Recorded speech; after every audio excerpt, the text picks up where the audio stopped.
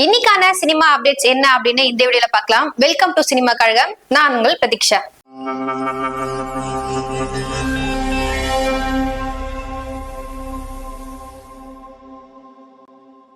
எந்திரன் படம் போலவே வேல்பாரியும் தன்னுடைய கனவு படம் அப்படின்னு இயக்குனர் சங்கர் அவர்கள் சொல்லியிருக்காங்க.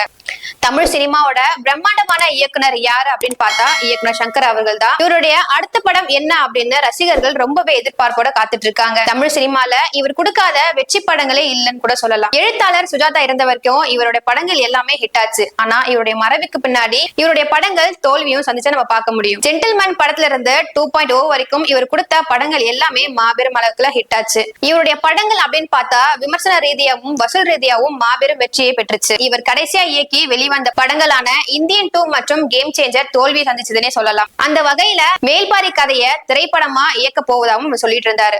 ஒரு நிகழ்ச்சியில இவர் என்ன சொல்லியிருக்காரு அப்படின்னா, எந்திரன் படம் போலவே வேல்பாரியும் தன்னுடைய கனவு படம், அது மட்டும் இல்லாம கேம் ஆஃப் த்ரோன்ஸ் மற்றும் அவதார் படங்கள்ல பயன்படுத்தப்பட்ட தொழில்நுட்பங்கள் போலவே இதுலயும் புதிய தொழில்நுட்பங்கள் பயன்படுத்தப்படும் அப்படின்னு சொல்லியிருக்காரு. தமிழ் சினிமா மட்டும் இல்லாம ஒட்டுமொத்த சினிமா துறைக்கே வேல்பாரியோட கதை மாபெரும் பெருமையை தேடி தரும்.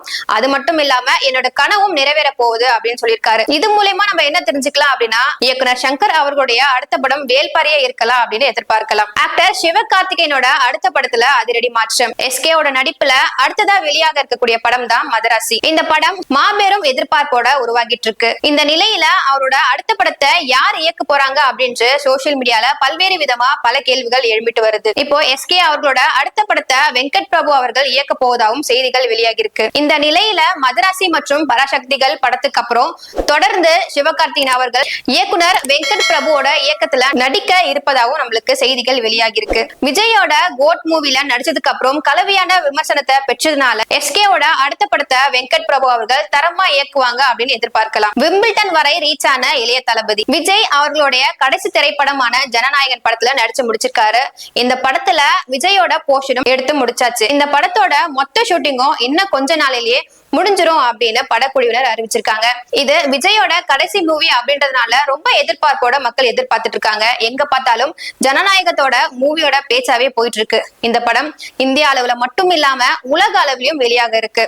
இந்த நிலையில நேத்து நடந்த விம்பிள்டனோட இறுதி போட்டியில ஜான் சின்னர் வின் பண்ணிருக்காரு. இத விம்பிள்டன் ஜனநாயகன் ஸ்டைல்ல ஒரு போஸ்டரை ரெடி பண்ணி அவருக்கு வாழ்த்தும் தெரிவிச்சிருக்காங்க. இந்த போஸ்டர் இப்போ சோசியல் மீடியாலும் ட்ரெண்ட் ஆகிட்டு வந்துட்டு இருக்கு. ஒரு தமிழ் படத்தோட போஸ்டரை பார்த்து இம்ப்ரெஸ் ஆகி விம்பிள்டன் அதை ரீக்ரியேட் பண்றது அப்படின்றது ஒரு சாதாரண விஷயம் இல்ல. இது விஜய் ரசிகர்களுக்கு மட்டும் இல்லாம ஒட்டுமொத்த சினிமா ரசிகர்களுமே ஒரு பெருமையான விஷயமா பார்க்கப்படுது. ஆர்யாவோட வெட்டுவான் திரைப்படத்துல ஒரு அதிர்ச்சியூட்டும் விபத்துல ஸ்டண்ட் மாஸ்டரான எஸ்.எம். ராஜு உயிரிழந்திருக்கிறார். ஆர்யா நடிப்புல உருவாக்கிட்டு இருக்க படம் தான் வெட்டுவான். இந்த படத்தோட ஷூட்டிங் நேத்து காலையில நடந்திருக்கு. இந்த படப்பிடிப்பின் போது ஒரு ஆபத்தான ஸ்டண்ட் சீன்ல எஸ்.எம். ராஜு அவர்கள் உயிரிழந்திருக்கிறார். சினிமா மேட்னஸ் ஷேர் பண்ண வீடியோல இருந்து நம்மளுக்கு என்ன தெரியுது அப்படின்னா, ராஜு அவர்கள் அதிவேகமா காரை இயக்குறதும் அதுக்கப்புறம் அந்த கார் கவிழ்ந்து விபத்துக்கு உள்ளானதையும் நம்மளால பார்க்க முடியுது. விரைந்து அந்த குழுவினர்கள் அவரை மீட்க போறதையும் பார்க்க முடிஞ்சு. ஜூலை 13 அன்னைக்கு ஞாயிற்றுக்கிழமை இந்த எஸ்யூவி அப்படின்ற ஒரு ஆபத்தான ஸ்டண்ட் ஷூட்டிங் நடந்துட்டு இருக்கு. அந்த ஷூட்டிங்ல சாய்வு பாதையில இருந்து கீழே இறங்கி அதுக்கப்புறம் ஆக்சிடென்ட் ஆகுற மாதிரி ஒரு சீன். அந்த கார் அதுக்கு முன்னாடியே காய்ச்சல கவர்ந்து ஆக்சிடென்ட் ஆனதுனால எஸ்.எம். ராஜுவோட மார்பு பகுதியில ஒரு பலத்த காயமும் ஏற்பட்டிருக்கு. ராஜுவுடன் ஏராளமான படத்துல நடிச்ச ஆக்டர் விஷால் அவர்கள் அவருடைய எக்ஸ்தல பக்கத்துல இது ஜீரணிக்க மிகவும் கடினமா இருக்கு, இவருடைய குடும்பத்துக்கு நிச்சயமா எதிர்காலத்துல நான் இருப்பேன் அப்படின்னு பதிவிட்டிருக்காரு. அபிநய சரஸ்வதி சரோஜா தேவி அவர்கள் காலமானார். புகழ்பெற்ற பழம்பெரும் நடிகை தான் சரோஜா தேவி அவர்கள். 87 வயதான சரோஜா தேவி அவங்க இன்னைக்கு பெங்களூர்ல காலமாகிருக்காங்க. இவங்களுடைய மறைவு ஒட்டுமொத்த ரசிகர்களையும் திரையுலகத்தையும் சோகத்துல ஆழ்த்திருக்குன்னே சொல்லலாம். கண்ணெடுத்து பயங்கிலி அபிநய சரஸ்வதி அப்படின்னு அழைக்கப்படுற சரோஜா தேவி பெங்களூர்ல பிறக்கிறாங்க. சின்ன வயசுல இருந்தே டான்ஸ்ல ரொம்பவும் இன்ட்ரெஸ்டாவும் இருக்காங்க. அது மட்டும் இல்லாம கலை துறைகளிலும் ரொம்பவே ஈடுபாடாவும் இருக்காங்க.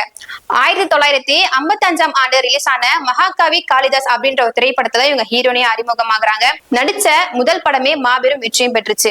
இவங்க நடிச்ச இந்த முதல் படம் மாபெரும் வெற்றி பெற்று தேசிய விருதும் வாங்குச்சு. அது மட்டும் இல்லாம இந்த படம் சரோஜா தேவி அவர்களுக்கு பல்வேறு பேரையும் புகழையும் வாங்கி தந்துச்சுன்னே சொல்லலாம்.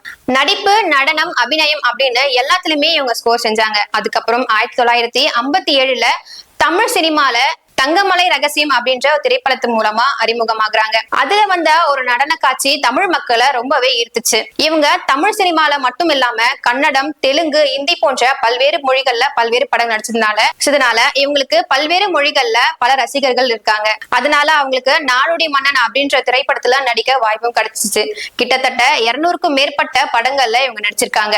பத்மஸ்ரீ, பத்மபூஷன் மற்றும் கலைமாமணி போன்ற பல்வேறு விருதுகளையும் இவங்க வாங்கியிருக்காங்க. கடைசியா இவங்க தமிழ்ல நடிச்ச படம் எது அப்படின்னு பார்த்தா சூரிய நடிப்புல வெளியான ஆதவன் படத்தை சொல்லலாம். திரைத்துறையிலிருந்து ஓய்வு பெற்று உடல்நல குறைவால சிகிச்சை பெற்று வந்த இவங்க இன்னைக்கு பெங்களூர்ல காலமாகிருக்காங்க. இந்த மாதிரி சினிமா அப்டேட்ஸ் டெய்லியும் தெரிஞ்சுக்க சேனலை மறக்காம சப்ஸ்கிரைப் பண்ணுங்க.